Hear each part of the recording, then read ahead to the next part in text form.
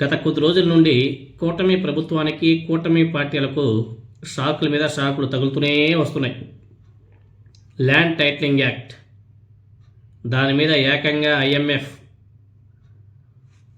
ఎక్కడ దావోస్లో ఐఎంఎఫ్ ప్రతినిధి గీతా గోపీనాథ్ గారు చాలా గొప్పగా వర్ణించింది.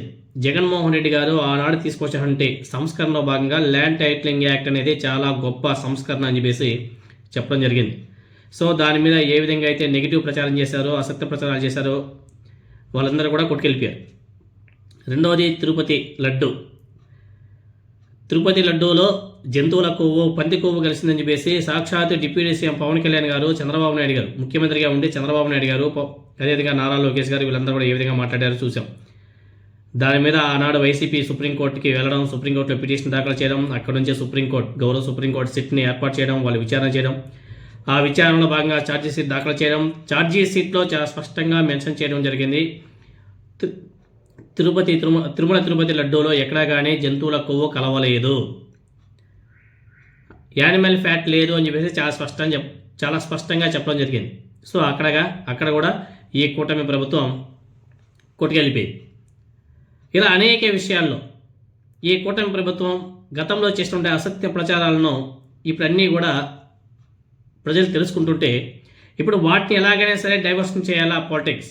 ఎందుకంటే టీడీపీ, జనసేన, బీజేపీ ఈ మూడు పార్టీల కూటమి ఏదైతే ఉందో, అంటే మెయిన్గా చెప్పాలంటే చంద్రబాబు నాయుడు గారు, వీళ్ళు ఎప్పటికప్పుడు పాలిటిక్స్ని డైవర్షన్ పాలిటిక్స్ చేయడం ఎలా అన్న దాంట్లో భాగంగా ఇప్పుడు ఇవి పెద్ద ఎత్తున బీభత్సంగా నడుస్తుంది ఏపీలో.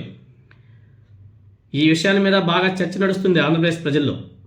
ఇప్పుడు ప్రజల మైండ్ని చేంజ్ చేయాలి, టాపిక్ మార్చాలి, ఏం చేయాలి అని చెప్పేసి ప్లాన్ చేస్తున్నారు. మరొక తప్పుడు ప్రచారంతో, తప్పుడు వార్తలతో, తప్పుడు మాటలతో మరొక తప్పుడు ప్రచారాన్ని కూడా మొదలుపెట్టేసింది ఈ కూటమి ప్రభుత్వం. ఈసారి జగన్మోహన్ రెడ్డి గారి మేనత్త గారి మీద తప్పుడు ప్రచారం మొదలుపెట్టేశారు. జగన్మోహన్ రెడ్డి గారి మేనత్త విమలమ్మ గారి మీద తప్పుడు ప్రచారం స్టార్ట్ చేశారు.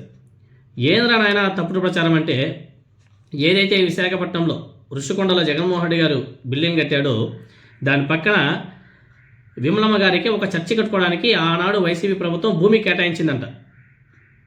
ఆ భూమిని లాక్కొని ఆమె మీద కేసు ఫైల్ చేయండి అని చెప్పేసి ఇప్పుడు తప్పుడు ప్రచారాన్ని మళ్ళీ మొదలుపెట్టేశారు. ఎంత దరిద్రంగా, ఎంత నీచంగా, ఎంత పనిచేస్తుందో ఒకసారి ప్రజలందరూ కూడా ఆలోచన చేయవలసిన అవసరం కూడా ఉంది. వాడెవడో మన ప్రకాశం అంట, జగన్ మేనత్త విమలారెడ్డికి ఋషికొండ వద్ద చర్చ కట్టుకోవడానికి ఇచ్చినటువంటి భూమి వెనక్కి తీసుకుని కేసు నమోదు చేయాలి ప్రభుత్వం అని చెప్పేసి ట్వీట్ చేశాడు. గీతం యూనివర్సిటీకి భూ కేటాయింపులపై వైసీపీ తప్పుడు ప్రచారం అంట. అదే విశాఖలో జగన్ మేనత్త విమలారెడ్డి చర్చ కట్టుకోవడానికి భూమి కేటాయించాయంట. ఇలా ఉచిక ఇసుక ఇస్తాం కట్టుకోండి అని చెప్పేసి కూడా చెప్పారంట. 2009లో వైఎస్ హయాంలో ఇచ్చినటువంటి ఈ భూమి విలువ ఇప్పుడు సుమారు 300 కోట్లు. చూడండి ఎంత దౌర్భాగ్యంగా, ఎంత నీచంగా తప్పుడు వార్తలు రాసి తప్పుడు మాటలతో ప్రజల్ని కలుషితం చేస్తున్నారో, ప్రజలకు తప్పుడు వార్తల్ని ఇంజెక్ట్ చేసి ఏ విధంగా కలుషితం చేస్తున్నారో ఇదే ఉదాహరణ. వైసీపీ స్ట్రాంగ్గా కౌంటర్ ఇస్తుంది.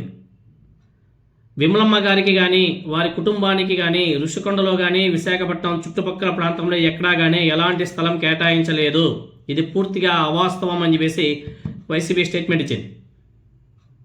తప్పుడు ప్రచారం కాదు, ఏమైనా నిజాలుంటే ప్రూఫ్స్తో చూపించాలా టీడీపీ వాళ్ళు. ఇప్పుడు విమలమ్మ గారికి పలానా చోట ఇదిగో ల్యాండ్ ఉంది, పలానా చోట గత ప్రభుత్వంలో, అప్పుడు వైసీపీ ప్రభుత్వంలోనా లేకపోతే అంతకుముందు వైఎస్ రాజశేఖర రెడ్డి గారైనా పలానా చోట కేటాయించారు, ఇదిగో జీవో, ఇదిగో పేపర్లు అని చెప్పేసి ఎవిడెన్స్ చూపించాలా.